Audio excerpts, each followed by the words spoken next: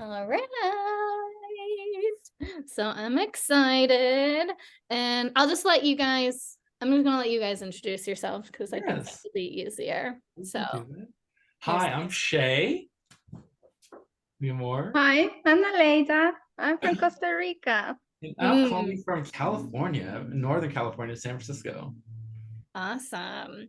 And And you guys are here to talk about power couples, which that's I'm right. very excited about. Yes.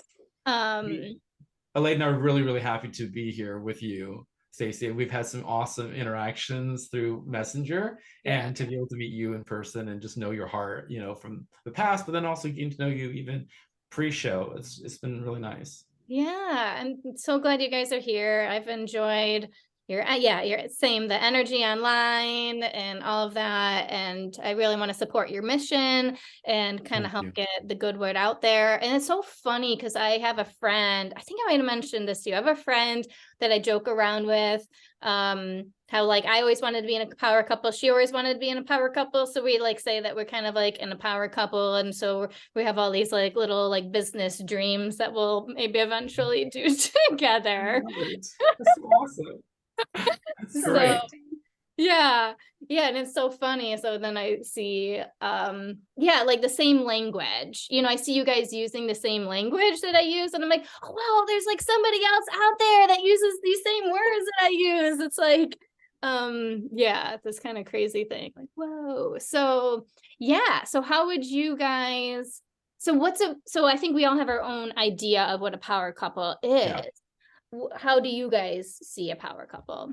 So yeah, so typically a power couple is seen for their status and their fame, right? So when we think Yeah, in terms of like celebrities that are yeah, power couples, but with Elaine and I, we really think in terms of more of the greater understanding that power couples were brought together by the universe for some purpose, and that purpose is somehow to benefit the rest of the world.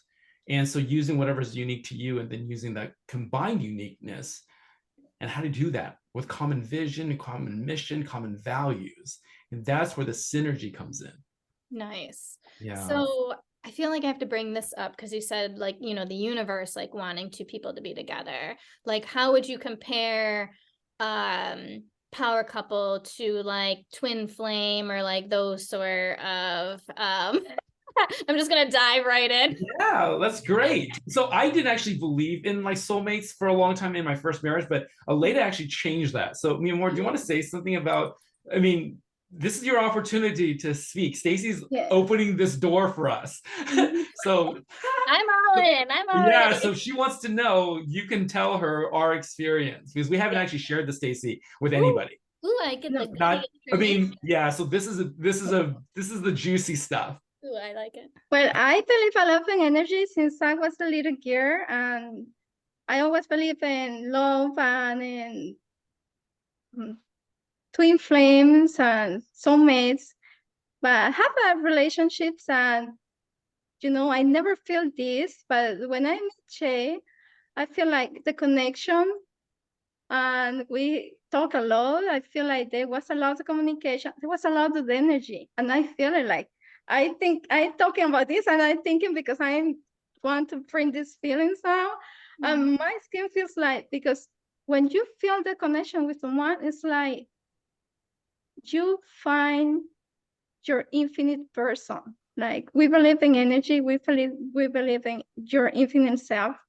And then I find my infinite self there with him, and I just feel it. And it was amazing. Like you feel in your soul when it's that, right?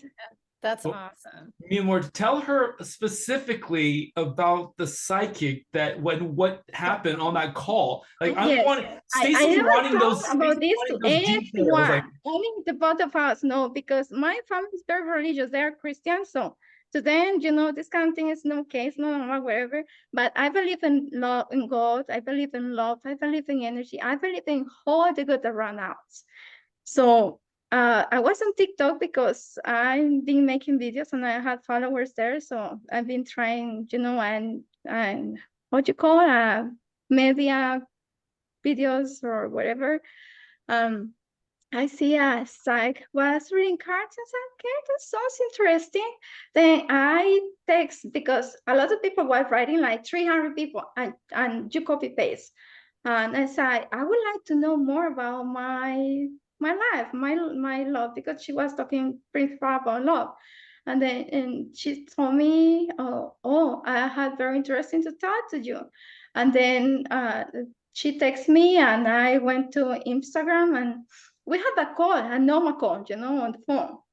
And she was reading the cards for me. And she told me, I feel there is a very strong energy. It is no just a soulmate.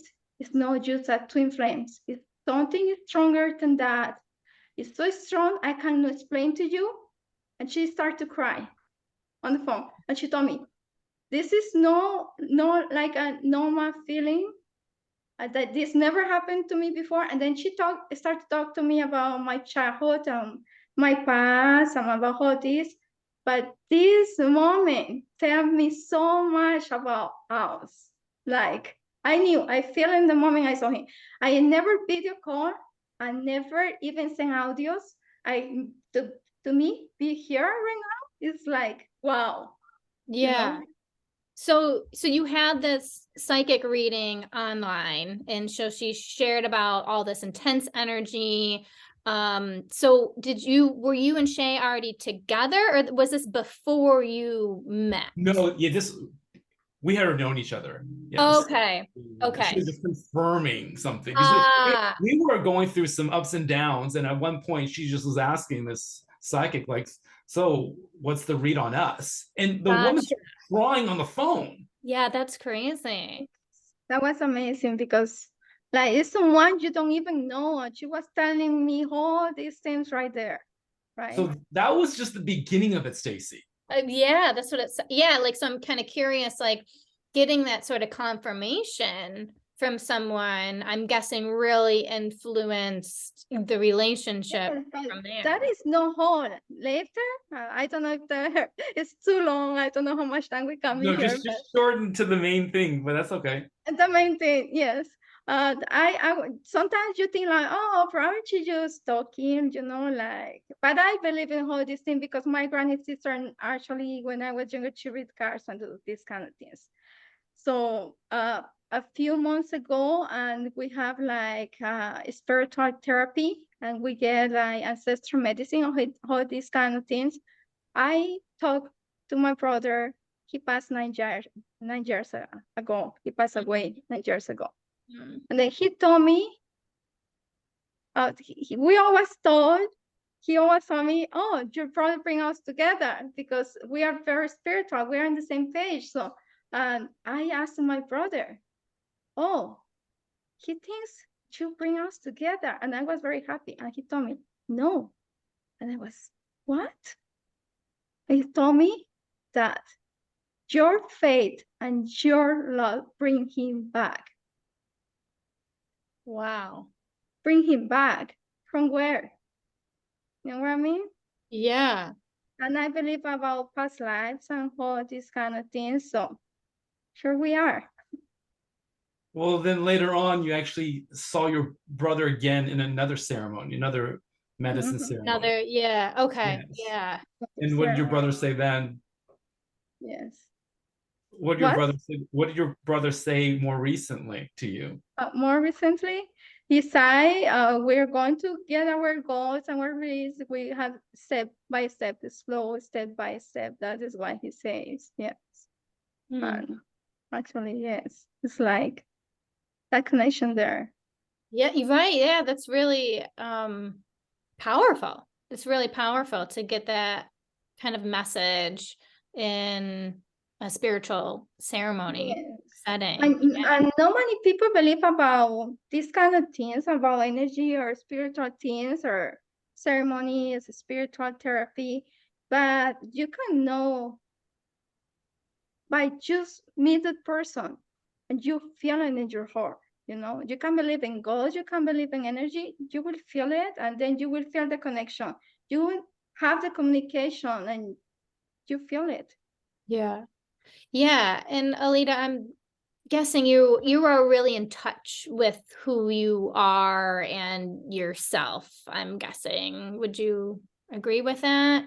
Or yeah, so I guess yeah, I'm curious as to like if you feel like your your personality traits or work you've done to become embodied in yourself has helped lead you to these experiences, because I know if we're really cut off from ourselves, it's really hard to Well, feel. I will tell you, I passed through a separation like five years ago, yes, 5 years ago, a little more.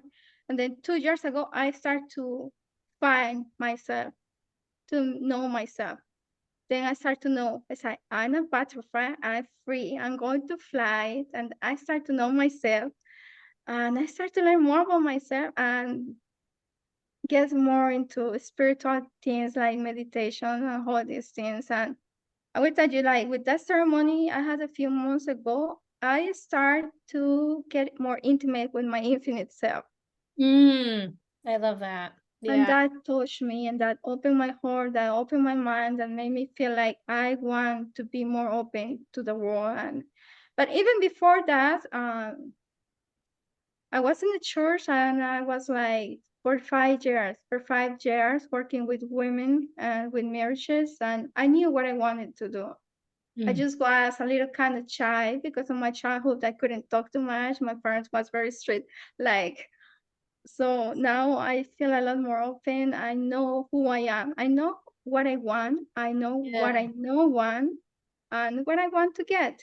Yes. Yeah, that energy really comes off strong. So that's cool to hear that that's not how it always was, and it's been a journey for you to get here. And I think that's really important for people to hear, because that gives them hope, right? Because I think a lot of people poo-poo, like, well, I'm not like that, so therefore that's not for me, right? And they don't even hear what could be available to them.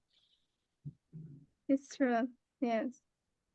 It's really interesting because I didn't come from this space of what people usually consider super woo-woo, like Yeah. even the Yeah. talk about the universe and energy Yeah. and things like that. So in terms of the spiritual awakening that I've been through, really has been a little mind blowing. I mean, if I talk to people that, I mean, I was going to be a missionary to China. Like I went to seminary. I was going to be a minister. And so for me to not go to traditional church and things like that, and for me to have this shift into consciousness it's been like, like just talking about the butterfly. So I have phoenix tattoos. I really feel like it's been a death and a rebirth. Yeah, totally. That's awesome, because I really relate to that, because I was kind of phobic to the woo for a really long time.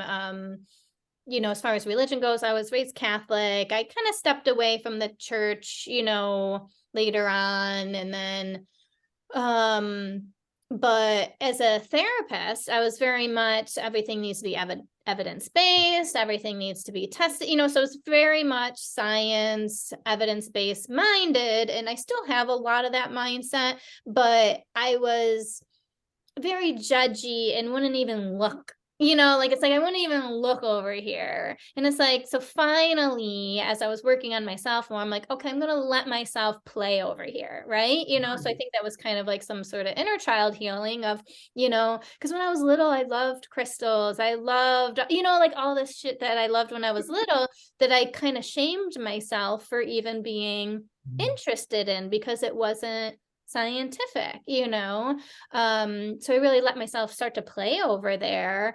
And there's a lot of value that I realized I was cutting myself off from experiencing by not even allowing that. And What's interesting, there's a book called Many Lives, Many Masters, and it was actually written by a therapist who apparently was like super crazy successful. It's like sold 1 million copies and things like that. And literally was because one of his patients they were doing hypnotherapy, and she would regress back to childhood, but then she had like a fear of drowning, and then later on she would actually regress to her past lives.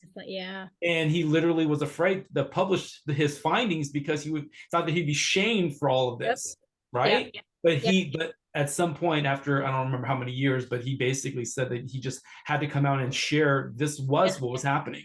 Yeah. Yeah. And those, I work, since I specialized in trauma, I actually did a lot of grief work as well, to work with traumatic grief, to really help people move through that.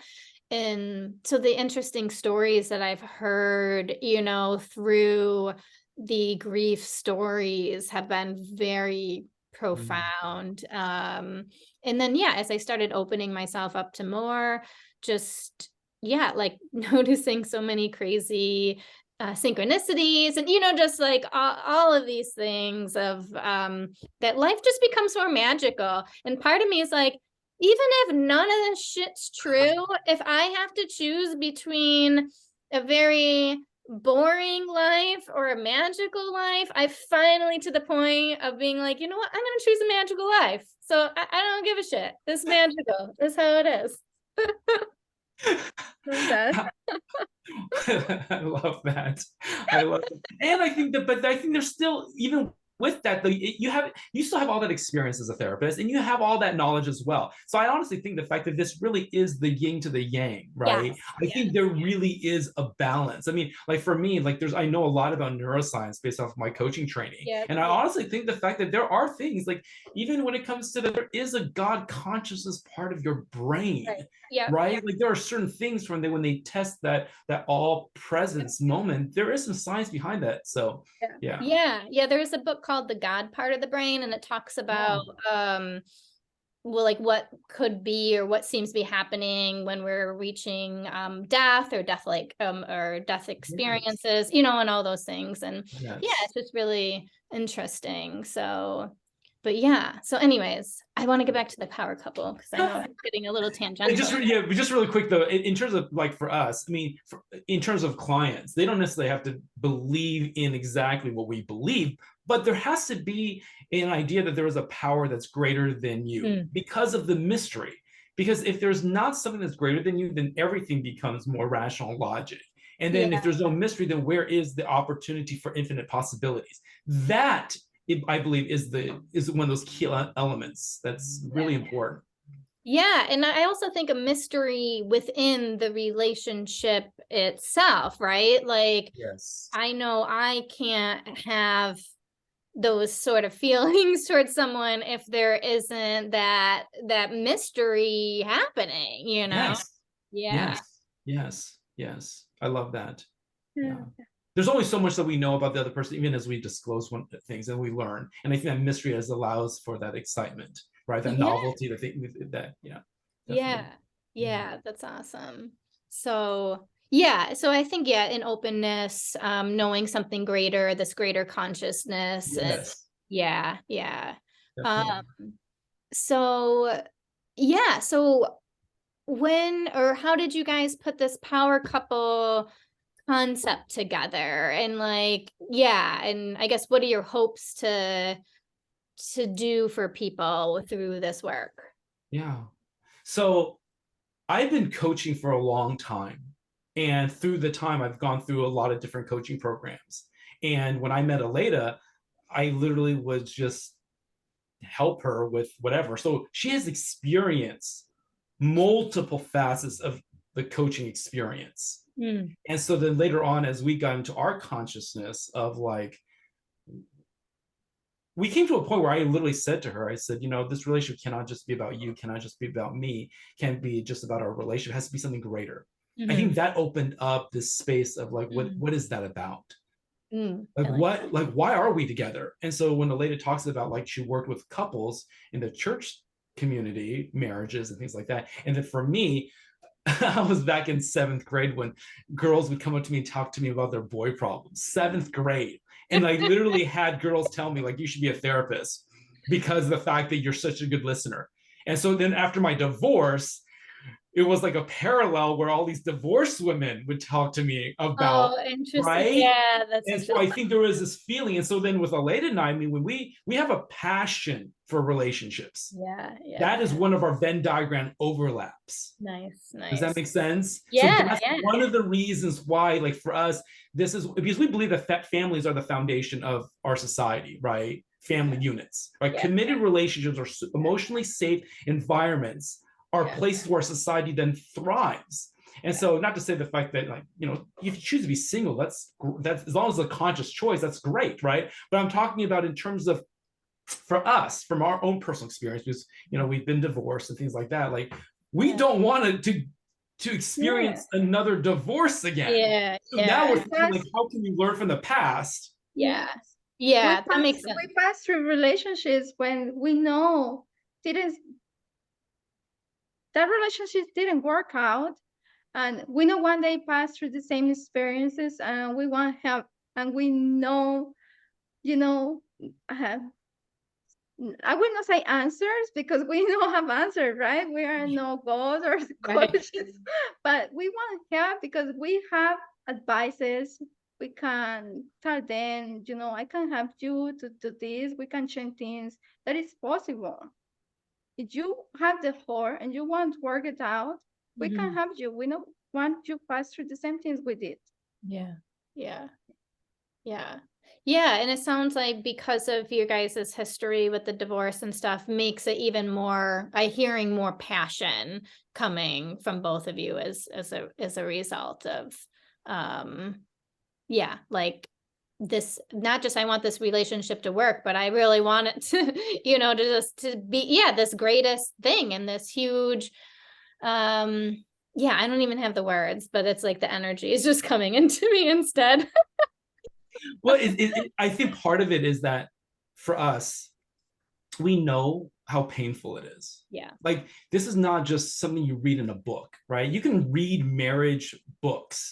You can talk to a couple therapists, but if they have not gone through the hell, there's a different energy because it's embodied. Like, Elaine and I literally have the feelings of that loneliness and that pain and the ramifications of our divorces.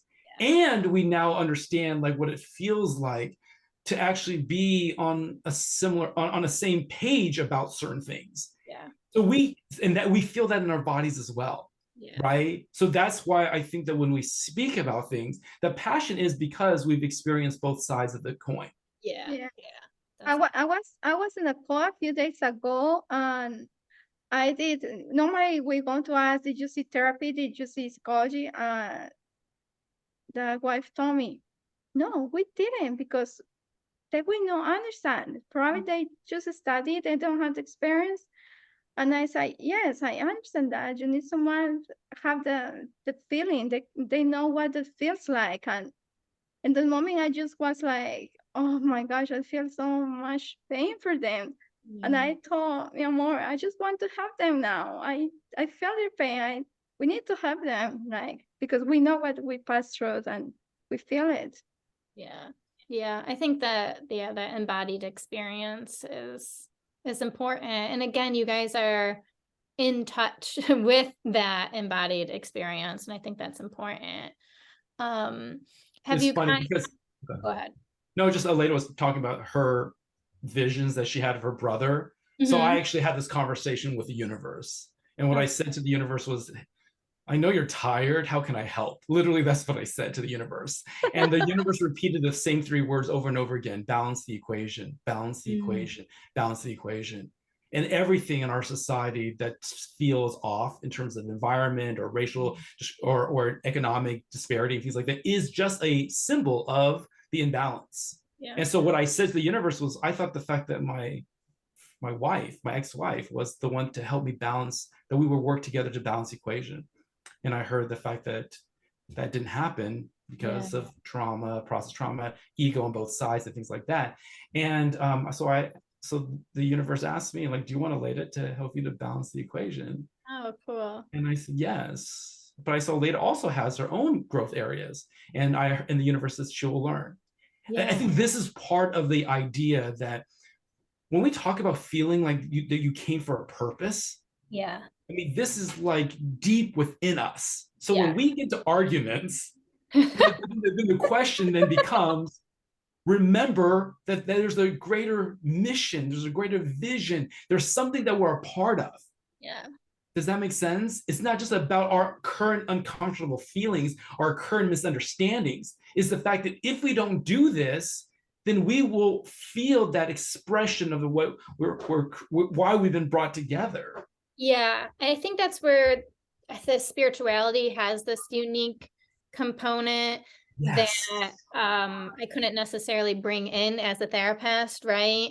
That now you guys are on the same team because Yes. yeah, whereas when you're in your own ego to ego, how do you get to that idea of, you know, when people say we'll be on the same, you're on the same team, but if you're ego to ego, you're like, fuck that, we're not on the same team. I want this and he wants that, like, right? It's just like, yeah, it doesn't feel Yes. like it, but having that Yes. greater consciousness that, Yeah. you know, now it's like, okay, this is the team and we're just players here. We're Yes. on the I same. love that. It's that higher selves that Aleda was referencing to. It is super important. In fact, it's funny because I was just, you know, I've been playing with AI, and Yeah. right, and so Alan Watts was a I philosopher. love him so much. My gosh, yes. He was in the movie Her. I mean, the more recent movie, they use his I didn't consciousness even and create. know that. Oh, interesting. Well, yeah, it was just like this brief little moment. But I asked the AI about Alan Watts' perspective on positive psychology. Oh, interesting. Yeah, because he had And the AI said the fact that Alan Watts would favor positive psychology, but would see that it falls short because of the spirituality, that was the missing piece. And I think that's so true.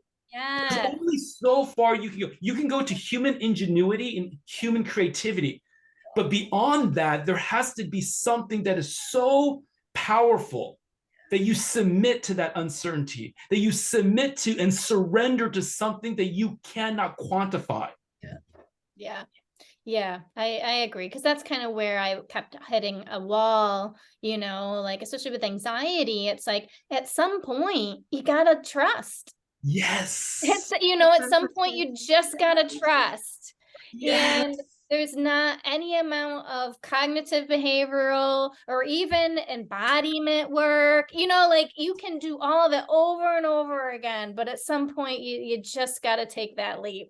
Yes, because something has to call you on your bullshit. Yes. And your bullshit is your ego. Right. And if you are calling bullshit on each other, but that's all you have, then you're missing out on this greater source that can really call bullshit on you.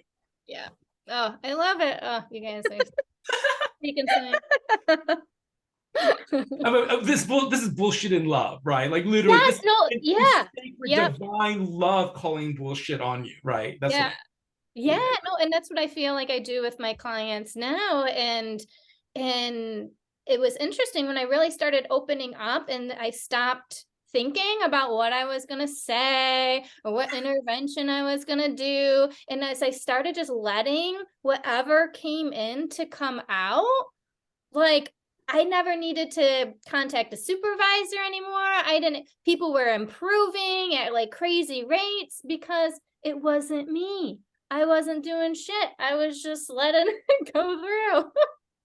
I believe it's in the science way, we would call it intuition. So tuition is what we pay to a school, but intuition is paying for that spiritual gut, right? It's your spider sense tingling, or it's called women's intuition. We call it whatever, but it's basically something that we cannot pinpoint, but something, our inner wisdom, right? And I believe it's our divinity. I believe that it's our energy, right? Energy is spirit. It cannot be created or destroyed. We know the fact that from quantum physics that it's all energy. You can split an atom, but later on when you get to the unsplittable, it becomes just energy. And that I believe is what we tap into. Yeah, that's awesome. And and I think there's, you know, not to say people shouldn't go, you know, get the experience and the training and so forth, but I think when you have that foundation in your knowledge and experience, then to really make it so you don't burn out and all that stuff, it is kind of, you know, surrendering to that and using that intuition. Makes life better. I felt like I had a question, but I got really excited. Sorry, I cut you off. No, you didn't. I was just like trying to come up with the next one, but then I'm like, oh, I'm just getting too excited. Yeah. So, okay. So when I hear power couple, and we're learning more about what that looks like, Do people come to you when they're in an issue? Like, are they having issues, or are things okay and they're like, we want to like blow our socks off in our relationship? Because also the latter category, I feel like doesn't happen because people usually don't, not as often at least, because people usually don't start working on their relationship stuff until there's big problems. So yeah, I'm curious. Our ideal client, yes, is what you said. It is the latter. It is people who are wanting to enhance and level up. Because I think for people that are already doing extremely well, you're right, there might not be that, but there are people like a lot of us in terms of personal growth. Like we want to enhance what we have, but the difference is now you're wanting to enhance that with alongside someone else. Right? I think that's what it now, but Pete, you're right though. People are coming to us because the fact that they're actually in a messy place. And is it possible? The answer is yes. So the question is like, right, like if you spill red wine on your carpet is different than if you spill a bag of Doritos, right? Like one's going to take some like power, vacuum cleaner versus just a regular vacuum cleaner, right? Like you have to wet vac that thing. So I think that's part of it. So I think the fact that yes, definitely we can help both. But it depends. I mean, because Elaine and I still believe in therapy. Like if you're in like deep trauma and deep things, then we're not qualified. We're not like you, where you've been, so with it, so we know that there's a place for us. But in terms of things that they're going through that we believe that we can, then we were totally willing to have that conversation. That's the reason why we have a 2-part. We have a discovery call for 15 minutes, and then we have a clarity call. And the reason we do that is because it's important for us to like be realistic about what we can and we cannot, who we cannot help, and how much, what does that dynamic then look like? Yeah, definitely. So it might be more like there might be some communication issues, or maybe the spark just like isn't as much as it used to be, or I'm feeling a little disconnected, so kind of maybe issues like that, I'm guessing would probably be ideal for. I think the difference is the fact that their sight is on really coming together, right? In terms of having that's probably the big difference. The word commitment is really coming to me a lot as we're talking.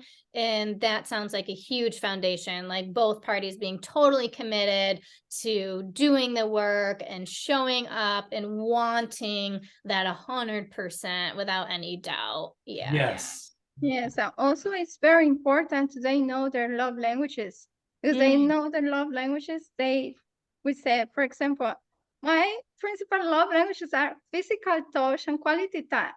What if I was in one of my past relationships, the person was art services and gifts. And I said, was giving me gifts all the time and doing this in the house. I said, I don't want this. I would prefer a hug and a kiss. I would prefer go to work to the park. So it's very important to know this, right? Like ours, we know what our love languages are. So I try to give to him what he needs from me. I give to him what I need. Give to me what I need. Or your traits. You will know what your partner are triggered for, and he will know what it triggers me. So we're going to try to keep that in balance in the middle point. It's very important. Definitely. Yeah, you can really go further when there's more of that foundational knowledge in the relationship. And if people have the foundational knowledge, it's showing that they've already done some work. They've already, I think a lady brings a great point, though. I think sometimes as we forget sometimes the most basic element, right? Like for example, when I did my research on my my happiness book, what is love in the most, and I'm talking about like in the most practical sense of the definition. And really, love is focus, time, and attention. Like you can do all the other stuff, but if you cannot give the other person your undivided attention, well, guess what? All the other stuff, like Aleda says, is not going to matter. So this is where sometimes it's important to revisit that and to see whether or not like your basic like oxygen, water needs are taken care of. Yeah, no, and it's good to say that too, because I always keep in mind with my clients that I'm coaching now, just remember, are you moving your body? Are you feeding your body? Are you sleeping? Are you, like, because if we're not doing those basic things, it's, it's gonna be impossible to get to those goals of where you want to be. You need to reset that foundation, and we need those reminders. Like, I know I need those reminders. Yes, me I mean, too. I have this big ass water bottle because like I'm like, I need to be held accountable. I mean, and I feel better when I drink it all, I'm not 100%, but I try my best. Well, that goes back to flow, right? Yeah. Taking in and then releasing. Yeah, right. And keep your body going. Yeah. Exactly. So But I cool. think when Aleda talks about strengths, I think that is one of the things, and you're talking about like foundation. I think that one of the things that makes our program different than other programs is because we're literally taking what they use in corporate. Like Fortune 500 companies use Gallup strengths, but now we're using Gallup strengths in relationships. So we're using one of the and Gallup strengths is based off of the founder of positive psychology. Oh, cool. I mean, positive. Yeah. So like this is like this is the reason why once you can understand your strengths, now you have common language. It's kind of like with love languages. There's common language between what those 5 love languages are. When it comes to strength, there's 34 of them.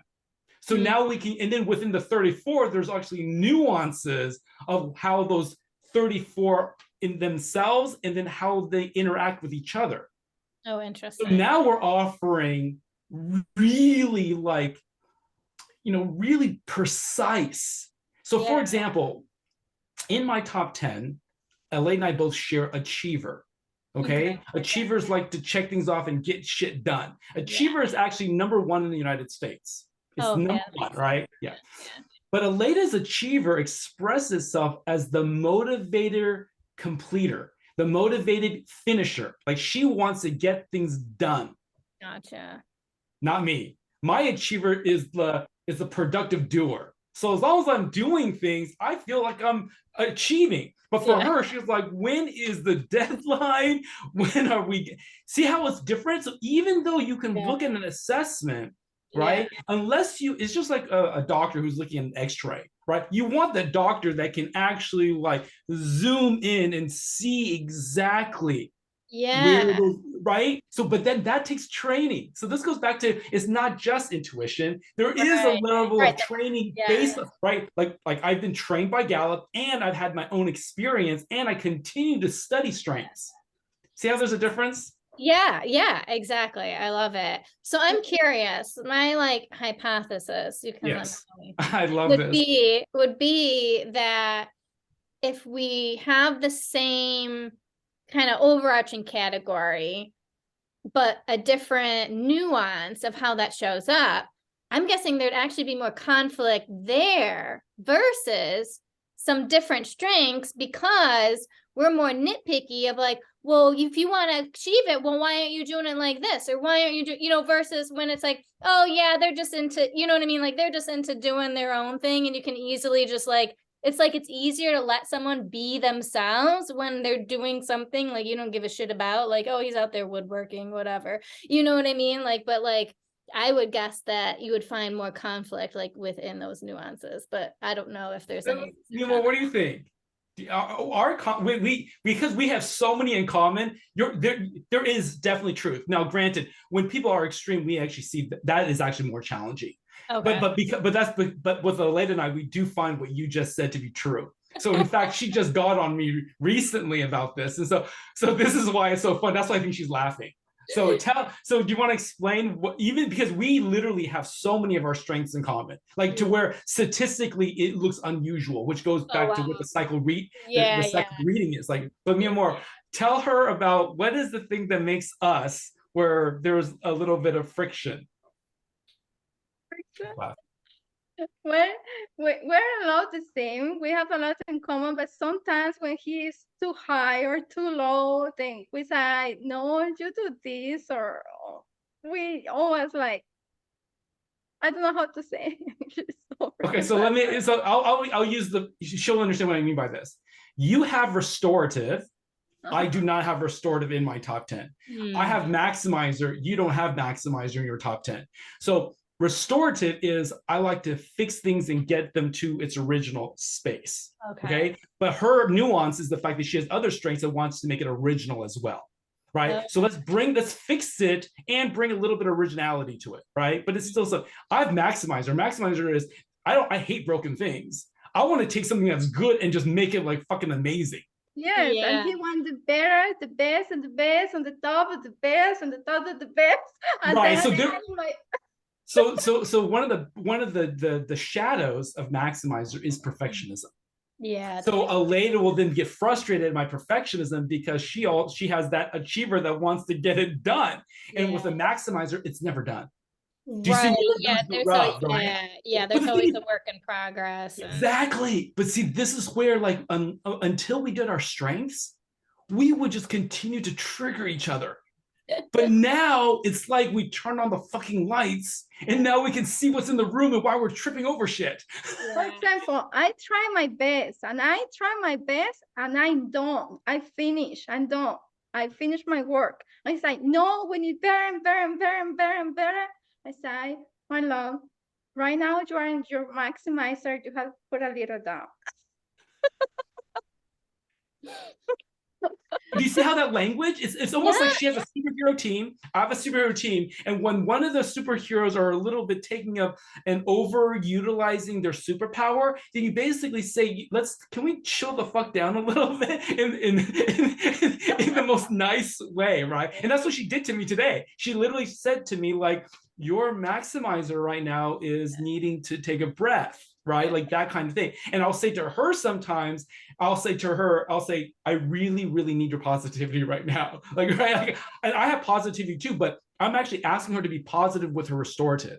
Like, I want you to fix this, because what happens with restorative is you can focus so much on the negative that everything looks like a whack-a-mole. Everything looks like moles. So I'm asking her to do a theme dynamic, and a theme dynamic is two strengths working together. So I'll say to her, I need your restorative and your positivity to intertwine in this moment, because I need that flavor to your restorative. Yeah. And what I'm also hearing too is, it gives a language, like you guys are saying, which is important in more direct communication. Like I'm always trying to get my clients to just say what the fuck they want, and they're just like, everyone wants to play mind games and like, okay, I'm just gonna throw this shit out here and see if I can like get them to do what I want. And why don't you just say, hey, can you put your phone down? I really want to connect with you right now. But no one does that, right? And it's like, who are you talking to? What are you doing on that game all the time? But you know what I mean? It's like, just say, hey, I want to connect with you. Can you cuddle on the couch? Yes. What I'm hearing is this really provides words and language to help people to communicate more directly about their wants and needs. And that doesn't mean that Elena and I don't go through exactly what you just said. Like, we go through that ourselves. The difference is, I believe, and I think this is true, it's because the fact that we know what our vision is. And this goes back to that higher self piece. We know what our vision are, and we know where our common shared values are, right? And because of that, there's where we go back to, like, all this like lower level, like irritating each other stuff is like little like peon things versus the people that are really hurting out there. I mean, this is the kind of conversation Lade and I have. It's like, there are people out there that are really struggling in their relationship.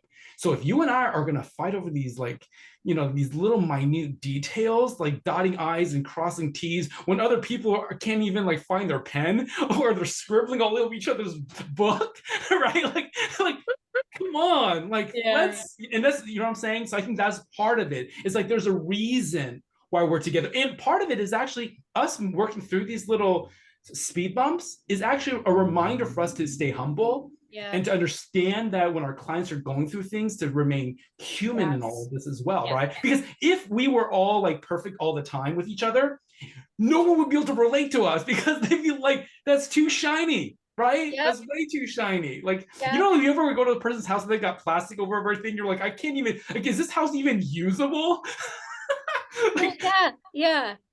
I'm the same way. Or when people are just like overly nice and positive all the time and never express any frustration, it doesn't feel authentic to me, because no Yes. human is like that. So to me, it sets off like my spidey sense of like they're fake, so yeah. And I think, and that was why I think I like the coaching a lot. I was very real as a therapist, which is why I think I was as successful as I was.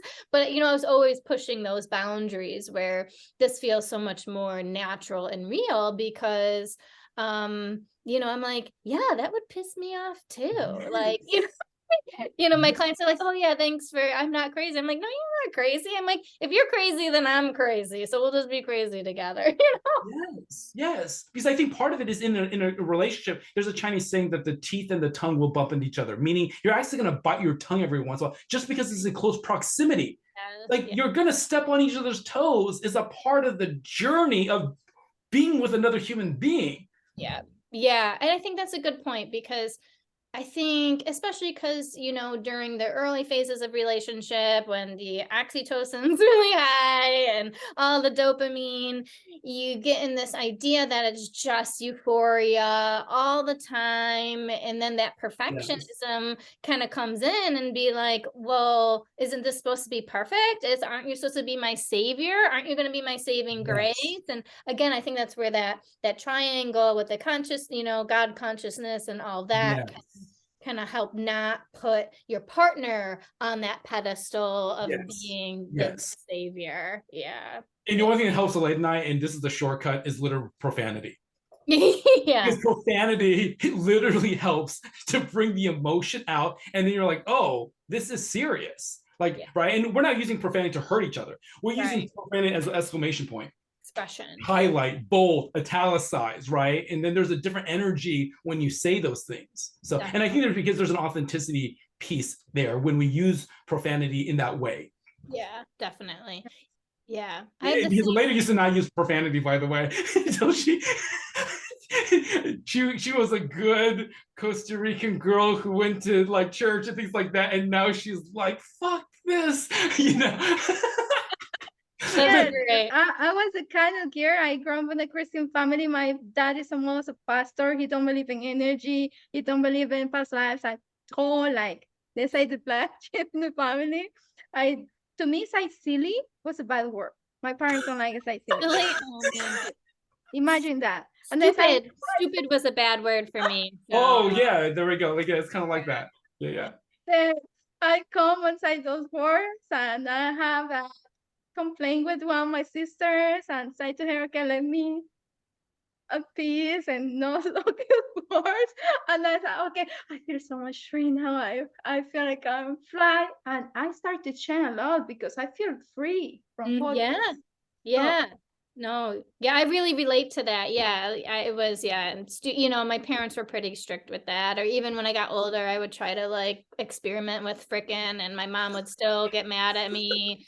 So I didn't swear for the longest time. And then as I got older, I started doing it, and now I can't stop. And I swear in front of my daughter, and I don't really give a shit. Yes. Yeah. And I think that's actually, in my mind, that's actually teaching your kids how to use profanity. It is. And she uses it well. And she knows when I go, I'm like, oh shit. She's like, what's wrong, Mom? What's wrong, Mom? She knows I like drop something in the kitchen or pick up a recipe. She actually has that. She's like, oh, what's wrong? Like it's just part of the conversation. And like you guys were saying, there's a difference in using profanity for expression versus insulting someone. Yes. Like saying you fucking idiot or what. Like, I never, frequency. Right, exactly. Like sometimes I say a few times, not so much, but yes, I say, and my daughter comes and say, Mom, is everything okay?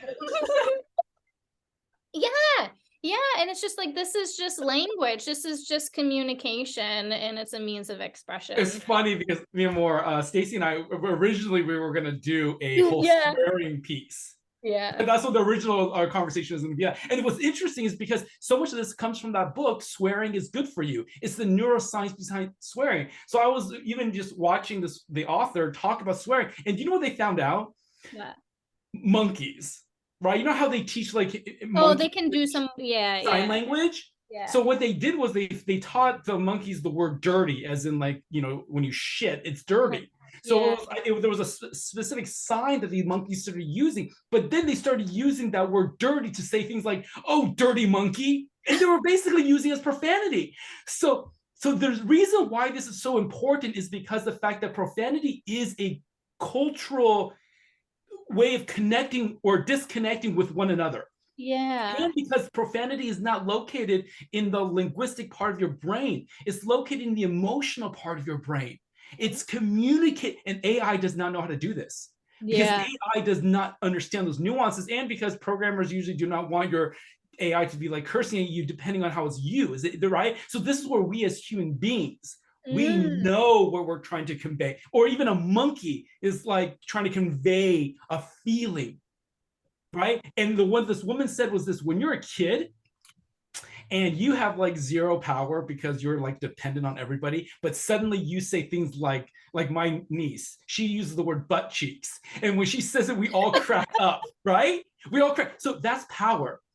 For a little child who's 4 years old to express something and everyone gets their attention, that's power. So in the same way, when we as adults, like Aleda was saying the word fuck, or you're saying shit or whatever, and your children hear it, but they know that something versus, you know, owie doesn't have that impact, you know? Oh, that's a good point. Yeah. It's like in the individuation, you know, piece, I think is important. I want to tell you something very funny about my experience with that therapy, with spiritual therapy, and I talked to my brother on how this. My brother and me was very similar. We grew the same. So he was like my room, like my playmate. We are so similar that my parents saw him like a little like the black sheep. So he knew a little of English, and when I talked to him in a few months ago, like how this ceremony or therapy, how whatever you want to call, I was surprised, and I said, because he used to call me my little monkey, and I call him, are you? And he's like, my little monkey. And I say, fuck. And he's like, what? Like, what would you say? And I said, hey, teach me. I was laughing so hard. That's so crazy. Yes, that was great. I think this is actually a part of the coaching, though. For a power couple to use profanity in a productive way is one of those things, because I honestly think that some of these, in quotes, like you're saying, safeguards that we put on society that doesn't allow people just to shortcut it, right? Because literally, if you really are upset, and again, using it not in a higher frequency, but like, this really fucking bothers me right now, right? Versus like, you're a fucking idiot, like you said. That's a whole different type of feeling to the words. Definitely. It's definitely how we use them, and that's important. So I really like how you guys are, it's like you're doing more of the nuance, contextual communication stuff, but then you have the foundation on the spiritual kind of purpose and vision. So I like how it's very encompassing of all of that, because really for any program to be effective, I think you need to have all those factors. So I think that's great.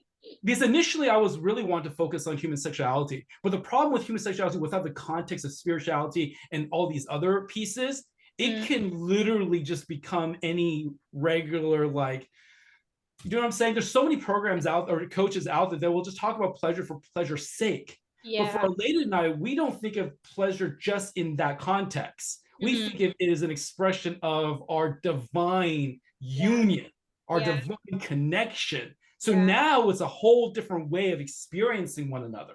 So really bringing in that energy into the intimacy of the relationship. Connection is very important. Communication, like stress. When you're stressed, let your partner know that.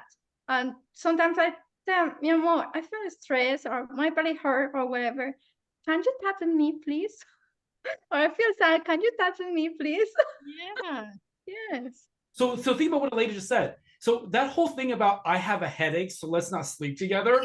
If you can if you know how to navigate energy, so Aleda's talking about EFT, right? Emotional freedom technique, tapping, right? Yeah, tapping. So literally, Aleda will just say things like, I have a stomachache right now, would you tap on me? So what happens is when you can bring someone's pain threshold from like an 8 to a 2, well, guess what? You're gonna fuck more. Yeah. Right? Yeah. Like that's what's gonna happen, because a lot.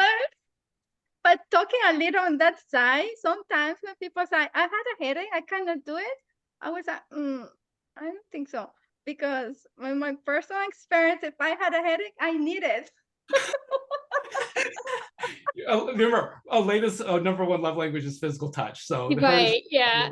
Well, but yeah, I mean, so sometimes people will use that as an excuse because they're avoiding the bigger relationship or bigger issue in the relationship of the fact that you don't want to have sex with your partner. And people, that's scary, right? Like, I don't want to look at that. That's really scary. That's the problem, the communication. Probably they don't like how they do it. Probably you're hurting, wherever.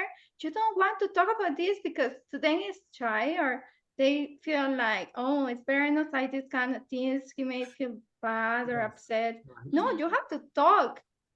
Yeah. Yeah, there's a lot of shame there though. And I think that's the biggest piece. And but yeah, it sounds like, I think with you guys working and helping with people and you make things very real, it can really bring that shame piece down, which when that shame piece is down, it's easier to communicate. It's easier to say, this is what I like and this is what I don't like. And then you can actually get your needs met. And if your needs are getting met, then you're not going to say no anymore. Yes. Yeah. And I think that's one of, they said that people didn't think the fact that you can break a 4-minute mile, like running a 4-minute mile. But once one person did, all these people start breaking that record. Yeah. I believe that that's one of the things that one of our latest and I's gift to the world is our sex life. Yeah. That's and great. The reason is because of the fact that Aleda knows her body extremely well, and I just know how to use my body as well. And so because of that, I think giving people a vision that, wow, if this is possible for them, then this is possible for me. Yeah. Right. So that's one of the reasons why we're so open to talk about like the number of orgasms or all these types of things, because a lot of people, this is one of those kind of like profanity. It could be tied up in religion or their culture, but they don't want to talk about it. But when your sex life is enhanced, all those happy chemicals like oxytocin and things like that, dopamine, you literally the birds are singing more beautifully, the trees are greener, like literally it wakes up all your senses and you feel more youthful. You feel more invigorated. There's more vitality going through your system. Yeah, you're more connected to that life force energy because you're literally exercising it. And then if you bring that awareness to the life force energy, and the intimacy together, then it makes it even, it's like a positive, how there's like bad cycles and you're in this positive cycle of connection. Just imagine how that couple knowing about this light there, then walking in the park together, jumping in the street. That's what I imagine. That's so fun. That's a great image, baby. Yeah, that's great. It's really funny because I've had so many women reach out to me and say things like, you really need to teach men. And my hesitance to teach men is because they say that men like what they see, women like what they hear. And that's why women put on makeup and men lie.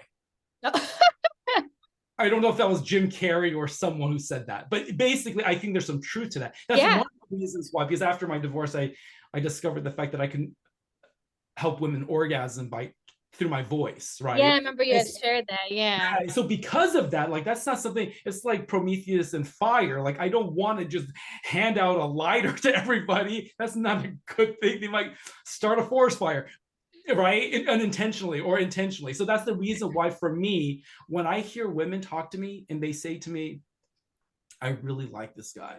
Yeah. I really do. But man, this one area of my life, the sex part, this is an area that we really feel disconnected. When you allow me access to your man to have this conversation, Stacy, this is a game changer. I honestly believe, because first, a lot of women, they tell me like, we love each other. we're connected, like we feel so good with one another. But this one area of our relationship is lacking. Yeah. Yeah, I think it's extremely common with so many people. So many people, so many couples. Yeah. Yeah. And I think that's a gift to be able to enhance that, because I think when people are connected, then yeah, it really does. Yeah, you're still gonna have little arguments and things like Yes. that, but it really avoids, I think, a lot of the bigger issues, right? Because you're gonna feel more attractive, you're gonna feel more loved, you're gonna feel deeply, like all the big main stuff, you really do get through sex, And Yes. so it's I really can important. tell you this, and this might be TMI. That's I mean, fine. more TMI in English means too much information. If you don't know, so I'm just preparing you, okay, just in case. Alaita's still learning some parts of the English language. I can tell you this: our makeup sex is off the charts. Like her and I can get into an argument, and then we have sex, and it literally helps to almost like going seeing a chiropractor and getting an adjustment. Like Yeah. I'm talking about like aligning the emotional piece, right? Yeah. Not to say that should be like the thing that just I'm not talking about like that heals the issue, but at least it brings us back to the table, right? Right. It kind of gets you back on the same team, and Yes. it's easier to tolerate, I think, each other and having tough conversations when you feel that attraction and that connection. Yeah, it makes it more tolerable. It kind of, makes it a little easier. And yeah, but it sounds like you guys haven't made a bad habit of it, of getting in a fight just so that you can have the makeup sex, because I feel like that happens to some people. They like get in, like it's almost like their nervous system gets in a habit, and then they end up having a fight and to unconsciously have the makeup sex, and you're just kind of like in a no, and the reason why is because our regular sex is already super amazing. That's the difference. I mean, again, this might be TMI for your audience, but Olayda and I, when we first met, first 24 hours, because we're long distance initially. Mm-hmm. I mean, well, how many orgasms do you have in the first 24 hours? Yeah. You had 24. Holy shit! Yeah. And this is not 1 an hour. This is, and the thing is, that is because I know my body very well. So that is very important. You learn who you are. You learn yourself. Some people even try to know who they are. Yeah. Yeah. Yes. And that's one of the reasons why I think that may harder a relationship. This is the reason why I think our coaching is different also, is because you have access to not one person, but two, a male and a female, which means that we can talk about, like, I don't know what a woman's body is like because I'm in a man's body, but Olayda does. Yeah. So one of the things that we offer is the fact that we do one-on-one within the context of the couple. So that means you're getting it's like you as the woman have an opportunity to talk to a man on your own and a woman on your own. So this is the reason why sometimes it's the easier for you to bring things up with a person of your same gender, and sometimes it's the opposite gender. Well, now we get that. This goes back to the yin and the yang, the feminine and masculine energy piece. It's more holistic. I think that if there was any word to describe our coaching, it's probably the fact that it's holistic. It's integrated. Yeah. Yeah, I like it. You guys touch on all the foundational pieces, and yeah, so I like the embodiment aspect of it, because I think that's crucial for relationships, because it is very body based, You're not just a roommate, right? Like that's one of the biggest differousses, is that you are connecting full body, all five senses with the other person. Exactly. Yeah. Otherwise you are a roommate or a friend. And it's like, that's kind of the main thing. And I think it's important to give people that space to explore that, because as far as we have come as society, it's still very hard for people to talk about openly, because it's also like, if I share I have a problem in that area, it's like I'm less than, or like there's it like feels like a failure, or there's something wrong with me, or all those things. It's funny, I've taught a lot of my conversations about sex with women or even men in their 70s, because of the spiritual community I go to. And you would think the fact that after a certain age that you would know quite a bit about your body and another body is not true. Like literally, this is something that I believe that it's across the board. Like Yep. I believe the fact that this is one of the next levels of consciousness is spirituality and sexuality, and what do we mean by that in the most practical way? Not so woo-woo or so like contortionistic, like Kama Sutras, where it's like how much stretching do I need to do to get into like complete position? Now, we're not talking about that. We're really talking about how do you connect with another person, and how do you accept your own body for whatever your body type is and things like that. Really, it's about that. Yep. You know, and then when you appreciate your own body and you can appreciate the other person's body, literally, there is a sense of full body acceptance that starts trickling out into the other areas of your life. Definitely. Yeah. Yeah. And I think it's, body stuff is huge. I talk a lot about that with my clients. I think everybody has body stuff, like just growing up in, I don't know, our culture. I don't know where it comes from, or religion or whatever, but we're kind of taught to, like, I don't know, feel bad about certain aspects of ourselves, or we compare to magazines or other people, and then you just kind of end up with body stuff. Like, I don't think I've ever met anyone that has been free. Like they came into adulthood not having any body shame in any way. So true. yeah. I mean, more, I know people get really surprised with this, but share with your journey when it comes to looks and things like that. Yes, I was going to stop to talk about that. At any body, never mind what the country you are, the age you are, you can learn to love and to know yourself. I will tell you, I grew up thinking I was ugly all my life. Until I was like 22, 25 years, I started to believe I was cute. I say I'm cute. But that was very hard to me. I will not go to a restaurant if it was full because I was shy. No one people see me. I was thinking they were looking at me because I was ugly. I was home my life in the school, kids bullying me all my life, like until I was 16 years. Wow. So I even covered my freckle with makeup because I was thinking it was ugly. Just imagine that. Then Right. all this thing with the ceremony happened. I was in my journey. I get up to go to see myself in the mirror, and I sigh, wow, who's her? It's beautiful. And I was awesome. shocking. That was a few months ago, but even before that, I was with a psychologist. She became my friend 2 years, and she told me, you're beautiful. And like, since I was 25 years, I started to do something. I go in front of my mirror and I say, I love myself. I'm beautiful.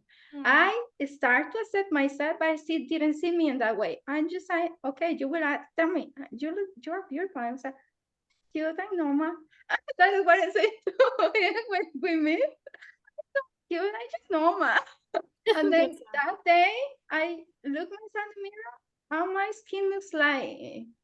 You know this movie or that? I forgot the Twilight. and his skin was sparkling like diamonds. I saw my face was like that, and I saw my hair. I said, that's beautiful. Wow. That's amazing. Yeah. I think part of it is the fact that is the way that Aleida and I look at one another, right? Because in my marriage, I wasn't told that I was attractive, or they like the sound of my voice, or my jawline. Like a lot of things I learned after my divorce. And I think that's part of it. I think it's like being able to see yourself through another person's eyes allows you to appreciate yourself more at times. I mean, of course, we should appreciate ourselves, but I think there are certain things that we really need another set of eyes to see, because we have blind spots. Yeah. And when you are truly deeply connected with someone, you start to just love everything about them, and just like little things, or things that you might be, sometimes it might be like, they put on a little extra weight and you might be like, oh, I like your little belly almost. You know what I mean? Like, it's like you're not shamed about it. Like, you go put on a little extra weight. It's like, oh, look at this like new little thing about you or something funny. Although that might, increase some shame. But I guess I'm just using that as an example of, but the other person has to be able to receive that unconditional love and all that. And I know with the people that I've worked with, that can be really hard. And so sometimes there's a lot of layers. It's something when we start to date, we break a few times. And to me, it was just normal. And to he's like, oh, he told me, I think you're too beautiful. And, he has that feeling. And you can't talk about that. Elena gets offers from men to buy houses in factories for her. Wow. And so because of things like that, I was thinking to myself, maybe if she really wants that kind of life, then, I'm gonna open the door so that way she can have whatever she wants. Like, I want the best for her. And part of it was me saying that, and part of it was this shadow belief of lack of self-worth as well. Yeah, like I can't provide that, so I can't provide that, or exactly. And I was here like, I don't want that. Did you understand? Yes. I think, and she had communicated that from the very, very beginning, because she actually lived in a lifestyle that was extremely, extremely affluent. And at one point, and so for me, really, I think to myself, it's like, this is where the deep dive comes in, and it goes back to the most basic things, like, am I enough? Like, it goes back to the most basic things. Am I acceptable? Am I loved? And things like that. So when Aleda says that her and I broke up, we went through cycles, and the cycles really was an issue of, sometimes what happens is, we go through like some sort of a feeling of abandonment, right? And so sometimes when we go through that, for myself, that's like one of my core wounds. It's easy to abandon someone else before they abandon you, right? That's like the typical, right? Yeah. And so that's kind of like what that's, so finally I had to just come to accept that Aleda really loves me. Yeah. And literally that was, it sounds like an easy thing, but I told a client that the other day. I'm like, you need to, it was a female client with her husband. I'm like, you need to just believe that he loves, like you're okay. Like, you need to just believe that. Or because she was testing him, doing the whole testing thing, know, and I'm like, you just need to believe it. And God forbid, if something happens, it's still not your fault. Like, you still, you need to believe, you just got to, again, it's like that risk. It's like, you just got to do it. You just got to believe the person loves you. If something happens down the line, you're not an idiot. You don't need to protect yourself, because you're an adult and you'll get over it and life will move on, Yeah, exactly. Because the other choice is to not believe it and literally just feel crappy anyway, right? So if this is what happens, so it's like, might as well just choose to go all in. Exactly. It's kind of like that same thing with, I could live this kind of life or I could live the magical life. So I'm going to choose the magical life. So I'm just going to choose that my partner tells me he loves me, or she tells me she loves me, they find me attractive, et cetera, then I'm just going to believe it. And if it changes, well, it's going to be shitty. It's going to be painful, but I'm going to keep loving myself enough to know that if something bad ever happens, I'll get through it. And that's always the foundation. I try and help people. I love that you just said that. I really appreciate you. And the reason for that is because one of the reasons why Elaine and I struggled, because we've talked about working together, like in the very beginning of our relationship, but I think that was the piece that was missing.